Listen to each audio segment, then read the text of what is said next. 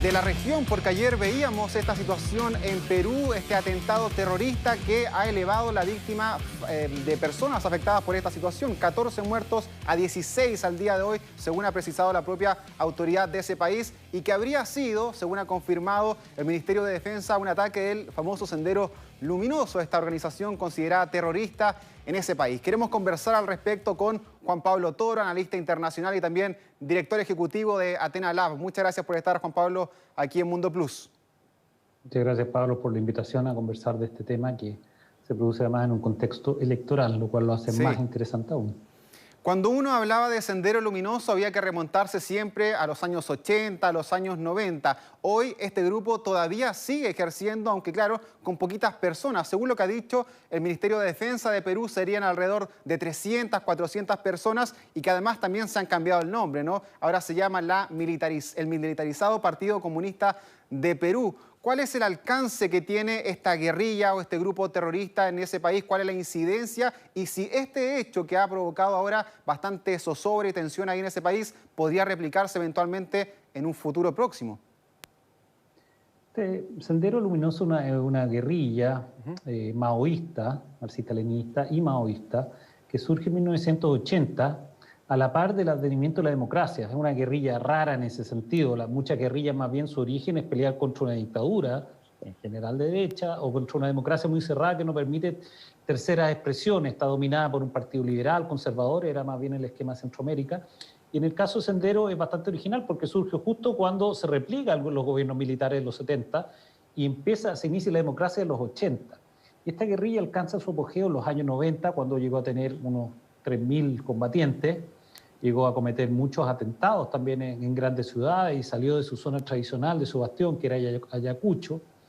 Y lo que queda de eso hoy día en el famoso Braem, que es este valle de los ríos Mántaro y Apurímac, la verdad es que tiene algo de Sendero, puede que haya algunos combatientes, pero la verdad que la vieja guardia de Sendero, que todavía queda a cargo, ¿cierto?, después del desmantelamiento que sufre este grupo y sobre todo con la captura de su líder el año 92, Abimael Guzmán, que sigue preso.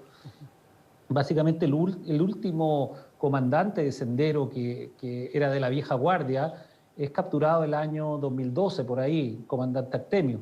Y estos grupos son remanentes, efectivamente no son PC, Partido Comunista de Perú, Sendero Luminoso, son militarizados, Partido Comunista de Perú, Sendero Luminoso. Y por lo demás, Sendero tiene un movimiento ya legal, o más bien un movimiento político, que se llama Movadef, que tiene pretensiones de competir por las urnas. Entonces, la verdad, son remanentes de Sendero, pero que tienen alguna conexión con el grupo original, pero la verdad ya no están los viejos comandantes a cargo, y es un grupo que está bien viviendo el narcotráfico hace mucho rato. Sí, muchos han sido detenidos. Tú mismo decías el caso ahí de Abimael Guzmán. No es casual, para mi gusto, la fecha, el momento en que se da. Tú lo decías, quedan 2 semanas para las elecciones presidenciales, la segunda vuelta, por lo menos, entre Keiko Fujimori y Pedro Castillo. Sin embargo, ellos en el comunicado no hablan tanto de política, sino más bien de la sociedad. Dice que hay personas que toman actividades que no están permitidas o que van contra de la moral y las buenas costumbres de Perú y por eso quieren combatir. Pero más abajo se lee justamente también un mensaje político. Dicen y llaman a no votar por Keiko Fujimori. ¿Qué te dice a ti que se dé este ambiente a 2 semanas de vivir estas elecciones tan cruciales para el destino de Perú?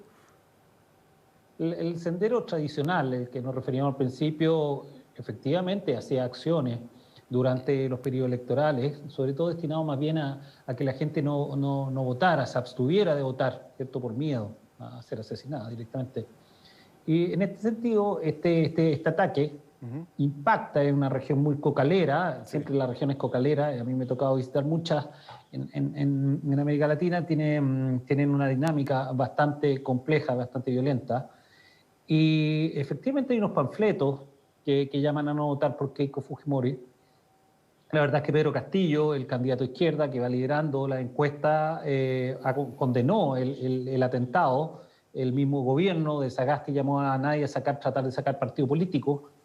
Pero si hay alguien que se puede ver beneficiado con esto en términos electorales, es Keiko Fujimori. ¿Por qué?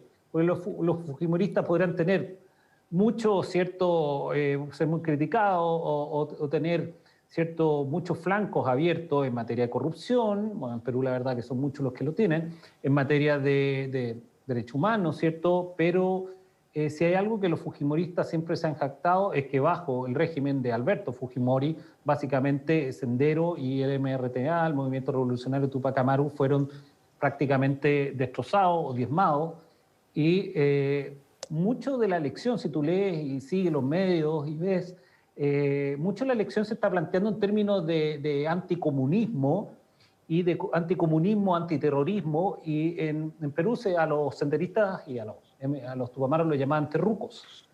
Entonces, terruquear, llamar a alguien terruco, decirle tú estás con los terrucos, es básicamente identificarlo con estos grupos como Sendero, lo que quede de él, con estos restos que hay en la selva, y efectivamente puede beneficiar más bien a Keiko, que viene remontando y reduciendo su brecha con Castillo, que va a unos 10 puntos, están como 35-45 más o menos, a las elecciones a 10 días, no sé, el 6 de junio, ¿cierto? Juan Pablo, sí, mira, justo ahí quería llegar, porque no son pocas las voces en Perú que han llamado a investigar arduamente este tema, porque dicen que incluso podría no ser el Sendero Luminoso, pese a que las autoridades ya lo han confirmado. Incluso el propio presidente Francisco Sagasti envió al ejército a la zona para poder investigar todo este suceso. Pero claro, hay muchas voces desde la izquierda que dicen, ojo, hay que tener cuidado, quedan 2 semanas para las elecciones, Keiko está mal en las encuestas, podría verse complicada con esta situación, y esto obviamente que le beneficia, porque ella aparece como víctima de una situación que también rememora los tiempos de su padre, ¿no?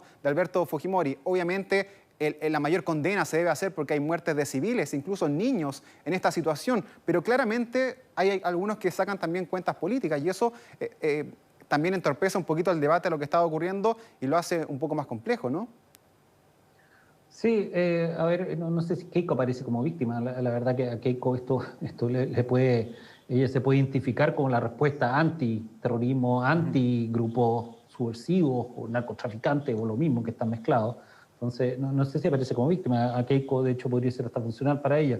Pero lo que corresponde aquí, porque todavía esto es investigar, aclarar las identidades. Si el gobierno tiene suficiente información para decir que fue Sendero, no tendría por qué dudar de su palabra. Por lo demás, es una zona, el Braem, famoso, este valle que te describía, cruzado por estos 3 ríos, que es una zona que está más o menos, para que lo ubiques, entre Ayacucho y Cusco, que todos conocen por el tema turístico.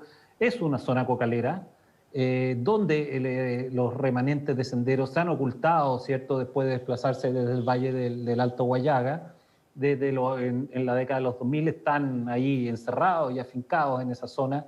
Entonces, muy probablemente que tiene por lo demás la huella brutal que tuvo Sendero. Acuérdate, Sendero, una guerrilla, yo te dije que en el apogeo tuvo 3.000 combatientes y se le responsabiliza de más de 30.000 muertes en marco de este conflicto armado interno que tuvo Perú.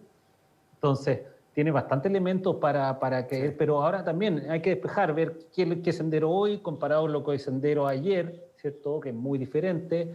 También... ¿Se puede hacer ese paralelo también con los remanentes de la FARC? ¿O tú crees que son 2 grupos totalmente separados y 2 momentos y 2 países también muy distintos? ¿O se puede hacer también una comparación, una semejanza con estos 2 grupos que ya vivieron su apogeo y ahora están con ciertas disidencias? Efectivamente, es un muy buen punto el tuyo.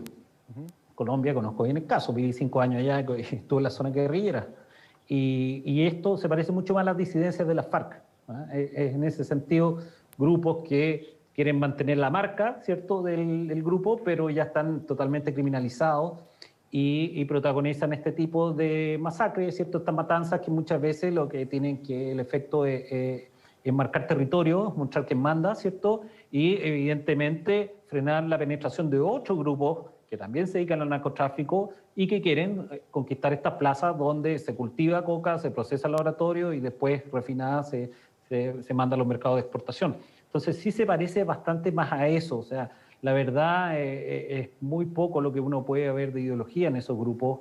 Ya la FARC, la verdad, la FARC que entró en el proceso de paz tenía un núcleo duro que tenía algo de ideología en el proceso de paz con Santos hace 5 años, pero la verdad le queda muy poco. Estos están convertidos en narcoguerrillas, o sea, son grupos que lucran del narcotráfico, viven de eso, pero tienen estructura de guerrilla y se comportan como tal. Y en el fondo por eso pueden cometer estos hechos violentos y pretenden algún tipo de control territorial efectivo.